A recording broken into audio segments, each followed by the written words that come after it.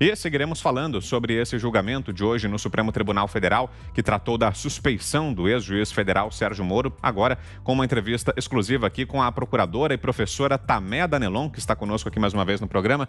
Tudo bem, procuradora? Boa noite, obrigado pela entrevista mais uma vez. Boa noite, tudo bem? Boa noite a todos. Bom, procuradora, quais os possíveis desdobramentos agora? O ministro Nunes Marques pediu vista, o placar está empatado em 2-2, mas há uma possibilidade clara ali de que seja declarada a suspeição de Moro. Caso isso aconteça, essa decisão afetaria só o caso de Lula ou não? Outros casos podem ser afetados, e aí quando a gente fala em afetados, o que significa? A volta à estaca zero desses processos ou seria só a sentença final? O que acontece, procuradora?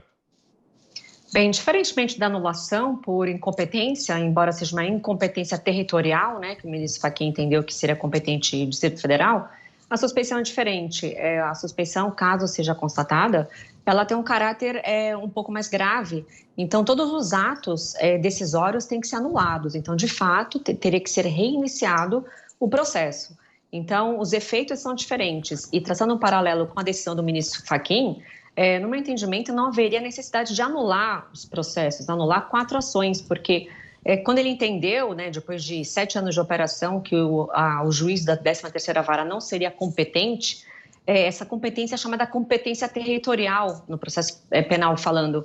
Então, não haveria a necessidade de uma anulação do processo, ele poderia apenas remeter para Brasília. Agora, a suspeição, caso ela seja constatada, declarada pelo STF, aí os efeitos são maiores e há a possibilidade, sim, de outras pessoas, outros réus, outros investigados invocarem esse precedente e tentando dizer que também houve algum tipo de suspeição no processo deles.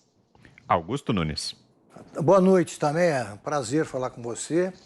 Eu pergunto o seguinte, se num processo, num desses processos, alguém fez um acordo e devolveu dinheiro, também esses atos, essas ações são anuladas? Sim, sim. Isso é um ponto muito importante, que as pessoas não estão atentando para isso, né? A Operação Lava Jato foi a maior operação de combate à corrupção do Brasil e possivelmente da história da humanidade. É uma operação que já devolveu para os cofres públicos mais de 4 bilhões de reais, valores devolvidos por réus que foram condenados, que reconheceram a prática de crimes de corrupção, de formação de cartel. Então, a partir do momento em que o Supremo entender que um juiz que conduziu a operação por mais de 5 anos, né, quase 6 anos, era um juiz suspeito, tudo tem que ser anulado. Então, a homologação de acordo de colaboração também tem que ser anulado. Então, os valores que já entraram nos cofres públicos da Petrobras terão que ser devolvidos aos criminosos. E como é que fica essa situação? O que eu penso, independente da minha opinião, se ele era ou não suspeito, que evidentemente ele, no meu entendimento, ele não era suspeito, ele não era um juiz parcial, ou seja, ele era um juiz, ele não era um juiz parcial, ele era um juiz imparcial. Ainda que se entenda que havia suspeição, a justiça deveria ter decidido nesse sentido mais rapidamente, não 7 anos depois da operação. A justiça tem que ser pacificador de conflitos, não gerar conflitos. Não é uma operação pequena, onde foi preso um policial porque exigiu R$50 numa esquina para não multar alguém. É uma operação gigantesca, onde mais de 100 pessoas foram condenadas, e todo esse montante devolvido. Então, pelo que consta, desde 2018 que consta esse pedido no STF. Então, a justiça, quando ela é tardia, ela não é justiça. Não podemos viver numa insegurança jurídica nesse porte. Guilherme Fiuza, sua pergunta.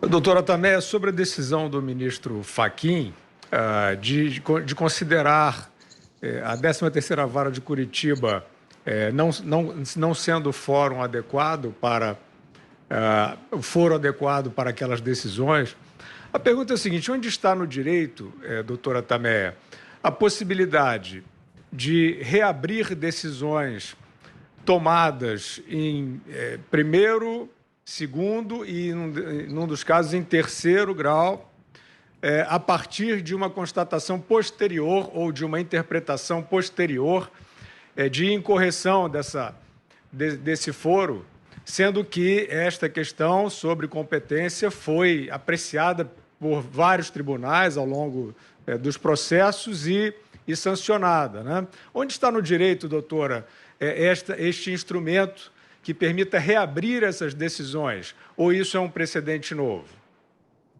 É um precedente completamente novo, é uma situação completamente sui generis, né, para usar o vocabulário jurídico. Eu nunca vi, há mais de 20 anos de carreira, uma decisão com efeitos tão deletérios e tomada num recurso de embargo de declaração. Como você esclareceu, Fiuza, essa questão de não ser competente a justiça da 13ª Vara Criminal, isso foi arguido desde o início da operação. E é muito comum que a defesa, quando se trata de criminosos de colarinho branco, utilize todas as táticas possíveis para atrasar o processo ou para deslocar a competência. E sempre foi refutada, primeiramente pelo juiz de primeira instância, ou então o juiz Sérgio Moro. A questão foi levada ao Tribunal Regional Federal da 4ª Região, que também afastou qualquer tipo de incompetência da 13ª Vara. A questão foi apreciada pelo STJ, inclusive pelo próprio STF. O STF já entendia que era para continuar lá os processos, né? O STF firmou jurisprudência que somente os processos da Petrobras ficariam em Curitiba. Outros iriam para outras localidades, como para o Rio de Janeiro ou para Brasília, quando dizia respeito a outras empresas públicas. E mesmo quando a segunda turma entendia para remeter para outra justiça, o ministro Fachin sempre era vencido, ou seja, ele entendia que mesmo sendo investigações e processos de outras empresas públicas, não a Petrobras, ele entendia que tinha que ficar na 13ª Vara. E de uma forma correta, no meu entendimento, porque era apenas a mesma organização criminosa e que saqueou e dilapidou várias empresas públicas federais. Agora, eu não conheço todas as entrevistas que eu acompanhei, todos os juristas que eu conversei, eu não conheço nenhum que tenha defendido essa decisão. É uma decisão muito estranha. O próprio ministro Marco Aurélio, hoje de manhã, deu uma entrevista para a Jovem Pan e disse que foi pego de surpresa, que não imaginava uma decisão nesse sentido. Então, veja, e o ponto de ser embargo de declaração, né? O que é embargo de declaração? É um recurso que foi interposto dentro de um habeas corpus da defesa. E esse embargo de declaração, ele não pode mudar as decisões. A finalidade dele é aclarar uma decisão obscura, contraditória, omissa ou ambígua. A própria jurisprudência do Supremo é pacífica, que o embargo de declaração não tem um condão de inovar juridicamente. E, neste caso, não só inovou, como anulou um processo inteiro, não só um, anulou mais 3 processos. Então, assim, juridicamente e tecnicamente falando, é uma decisão muito, muito estranha e a gente fica até sem saber como explicar para as pessoas que não entendem de direito. Para você que chega agora, estamos ouvindo a procuradora e professora Taméa Danelon. Quem faz a próxima pergunta é José Maria Trindade. Por favor, Zé. A senhora tem toda a razão, esse assunto já passou pelo Supremo e houve um momento, eu acompanhei, em que tudo da Lava Jato foi transferido para o Supremo. O então juiz Sérgio Moro tinha o maior cuidado quando ele ouvia um depoimento, quando alguém falava em deputado, senador, ele cortava na hora. Não estamos aqui investigando ninguém que tenha mandato ou servidor público, e sim estamos investigando esse processo. Não deixava nada que pudesse ter foro. Chegou um ponto que não houve como conter, porque a investigação começou a aparecer, sim, deputados federais. E uma decisão liminar mandou para o Supremo todo o processo. Aí o próprio Supremo devolveu o processo para o juiz Sérgio Moro, dizendo, não, você fica com essa parte e nós ficamos com essa outra, para quem tem foro privilegiado. Foi aí que a então presidente Dilma quis nomear o ex-presidente Lula como ministro-chefe da Casa Civil para ganhar foro especial e fugir de lá desta vara de Curitiba, para se ter uma ideia. Mas nós falávamos aqui, doutora, na insegurança jurídica, né? O que isso pode provocar na vida do país? A senhora que é uma operadora do direito, como é grave, por que a senhora considera grave a tal insegurança jurídica? Olha, a insegurança jurídica, e no meu ponto de vista, ela está muito bem exemplificada e ilustrada com a decisão do ministro Fachin de ontem. Ela ataca vários pontos da nossa democracia. O primeiro impacto é no âmbito jurídico, né?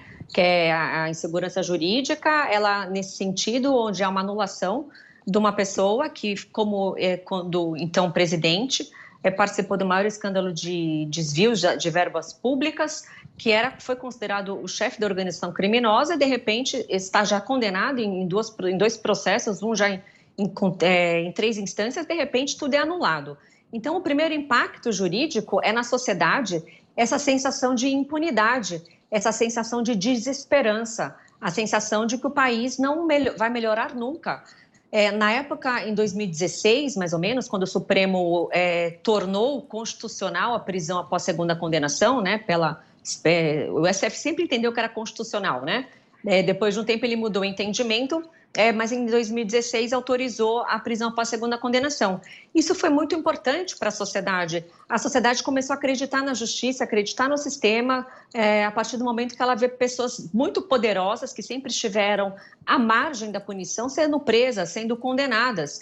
E isso faz com que a pessoa queira participar mais da vida política do país, se interesse por escolher bons candidatos, fiscalizar os seus candidatos que foram eleitos. Agora, por outro lado, diante de uma insegurança jurídica, as pessoas não acreditam mais no sistema, não acreditam mais na justiça e não vão acreditar mais na política. Então, não vão pesquisar os candidatos quando tiver eleição, não vão se interessar. E isso é muito nefasto, porque a democracia, que é o governo do povo, pelo povo e para o povo, é feita pela população, mas desde que a população esteja engajada em acompanhar a vida política do país, né? Quando eu digo política, é a vida social, econômica, todos os aspectos.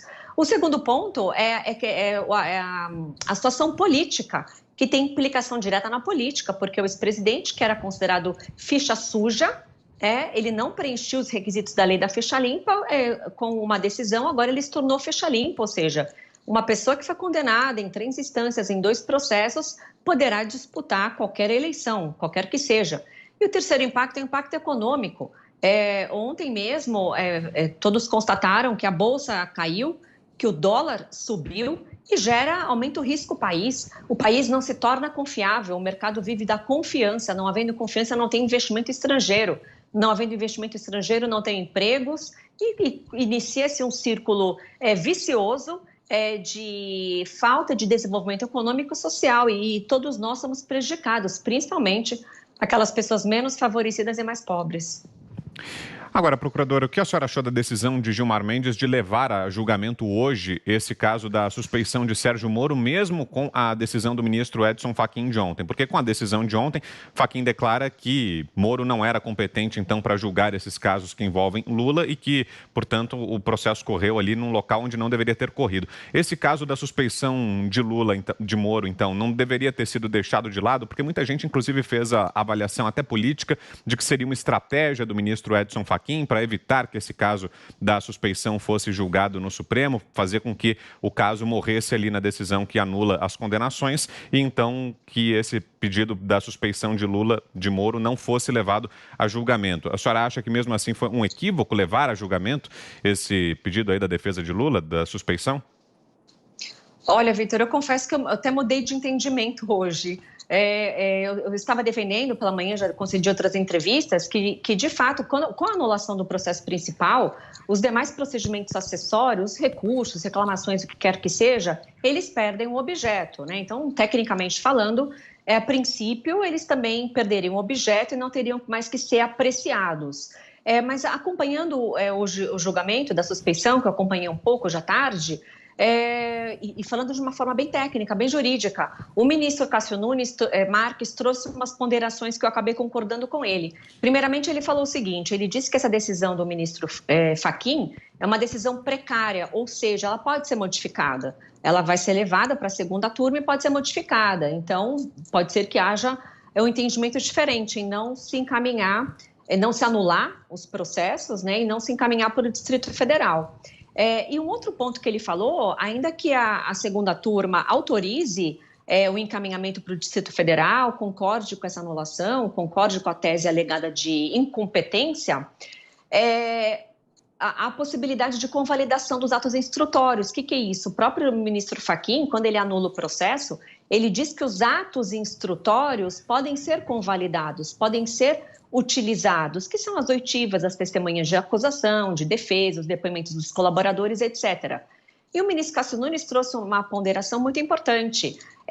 Caso a suspeição fosse entendida que não poderia ser apreciada, porque o processo principal foi anulado, deixaria de se analisar um ponto importante, uma questão importante de uma eventual suspeição do ministro Sérgio Moro, do ex-ministro e juiz, embora eu entenda que ele foi completamente imparcial. Mas, de fato, então, veja, não sei se eu consegui fazer vocês entenderem. Caso o STF entenda que, de fato, ele era suspeito, aí a anulação vai ser total. Então, não daria para se encaminhar um processo para o Distrito Federal com a possibilidade de se convalidar alguns atos, sendo que tinha uma mácula anterior, né? Então, nesse sentido, eu concordo com a pauta, né, com a possibilidade de decidir essa questão e também para pacificar essa questão, né? Veja, acho que desde 2018 que isso está parado no Supremo, acho que o próprio ministro Gilmar Mendes havia pedido vista dos autos, tem que ser decidido. Imagina se não fosse pautado, que fosse para Brasília, que em Brasília fosse iniciado um novo processo, e dali 1 ano, 2 anos, isso fosse analisado e entendido pela suspeição. Então, para evitar mais uma insegurança jurídica, para evitar mais uma decisão de vai e vem, o que está incorreto, porque processo significa marcha para frente, o processo tem que caminhar, não tem que caminhar e voltar, ir e voltar, eu acho que é razoável essa análise, né? Agora, indo um pouco além, me parece que o ministro Gilmar Mendes, ele já antecipou seu voto, ele já tinha tecido muitos comentários contrários à Força-Tarefa da Lava Jato, ao juiz Sérgio Moro, então não me parece que ele seja a pessoa mais imparcial para participar desse julgamento. Então, já que estamos falando sobre suspeição e imparcialidade, não me parece adequado ele poder proferir o voto. Augusto. Também pergunta de leigo. Por que transferir o caso para Brasília e não para São Paulo, onde estão os imóveis que deram origem ao processo? Tá, vamos lá. Então, em Curitiba, a operação começou em Curitiba, né? Eram crimes praticados em Maringá, só que não tem Justiça Federal, não tem justiça especializada em crimes financeiros e foi para Curitiba, né? Que era um posto de gasolina lá em Brasília. Depois descobriu-se todo o esquema que envolvia a Petrobras. Então, todos os demais processos, e principalmente os referentes ao ex-presidente Lula, era pagamento de propina desviado da Petrobras. Então, no caso do sítio, foi o recebimento da propina através de um sítio. O triplex, a mesma coisa.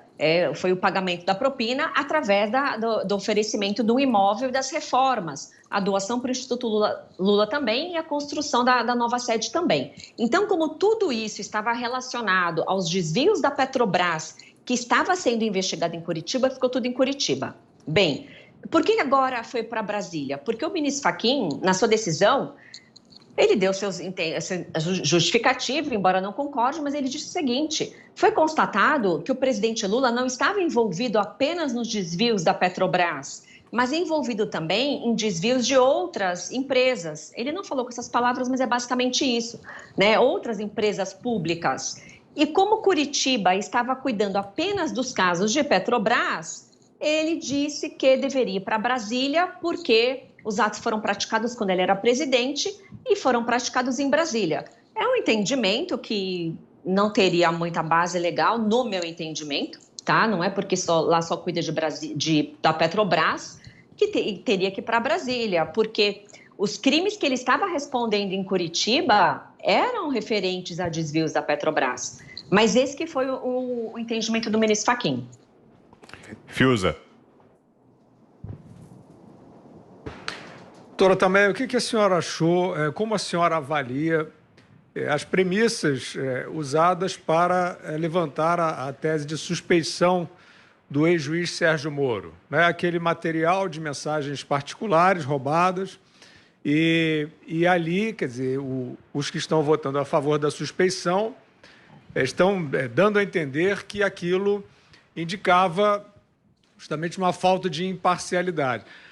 Como a senhora vê esta leitura e se a senhora identifica naquele material roubado algum vestígio de vício de processo e de indução para modificação do que seria a sentença natural do caso? Então, primeiramente é importante deixar bem claro como foi obtida essas supostas conversas, né? Foi um ataque cibernético que várias autoridades sofreram. Então, essa documentação, esse material é completamente ilícito, né? São frutos da árvore envenenada, doutrina Fruits of the Poisonous Tree. Jamais esse material poderia ser utilizado, tá? O próprio STF entende que situações bem específicas, bem peculiares e bem pontuais poderia ser utilizado para uma absolvição, mas desde que fosse suficiente para comprovar a inocência do réu. Bem, então, esse material não poderia ser utilizado, mas, a partir do momento em que foi instaurada a Operação Spoofing, o próprio ministro Lewandowski autorizou o compartilhamento desse material com o ex-presidente Lula, o que eu também não vi muita razoabilidade, porque ele não era parte no processo, ele não era investigado, ele não era vítima, ele não era nada. E, a partir daí, essas conversas continuaram sendo divulgadas na imprensa, né? Claro que eu não tive acesso a tudo, não são reconhecidas essas mensagens, as pessoas que foram hackeadas, eu, inclusive, também fui vítima desse hackeamento, não reconheço as conversas, foram conversas feitas há muito tempo atrás, a gente não tem nem memória para relembrar. Mas, por outro lado, partindo do pressuposto que seriam verídicas, alguma coisa que eu vi, claro, eu não vi tudo, eu vi o que foi noticiado na imprensa, nada foi constatado que maculasse o processo penal. Em nenhuma daquelas conversas houve uma combinação de forjar uma prova. Não há uma conversa do procurador falando para o Moro, doutor Moro, nós não temos provas, mas vamos instruir essa testemunha para mentir. Nada disso. Se isso tivesse sido constatado, aí eu até acho que poderia sim ser utilizado para uma absolvição, mas não. O que foi constatado? Foi constatado uma certa proximidade, uma proximidade profissional entre operadores do direito, para que as operações caminhassem, né? Estamos falando da maior operação de combate à corrupção da história do Brasil. Então, se a Polícia Federal não estivesse articulada com o Ministério Público Federal e juntamente com o juiz para agendar datas de operações, para analisar eventuais recursos de habeas corpus, não teria tido essa eficiência toda. Então, por mais que a defesa tente querer macular a imagem do ex-juiz Sérgio Moro e dos meus colegas de Curitiba, não tem nada aqui que os torne parciais e que tenha algo sido feito de uma forma irregular para incriminar indevidamente alguém. Bom, infelizmente o nosso tempo está esgotado, são muitas as perguntas, né, muitos os questionamentos que esse tema levanta, né, mas quero agradecer aqui mais uma vez a gentileza da procuradora e professora Tamea Danelon, que esteve conosco aqui em Os Pingos nos Is. Obrigado pela entrevista, procuradora, e uma boa noite à senhora. Eu que agradeço, só gostaria de salientar que tudo que eu falo não é em nome do Ministério Público Federal, tá? Estou falando como professora e passando o meu entendimento técnico e jurídico. Boa noite a todos e obrigada.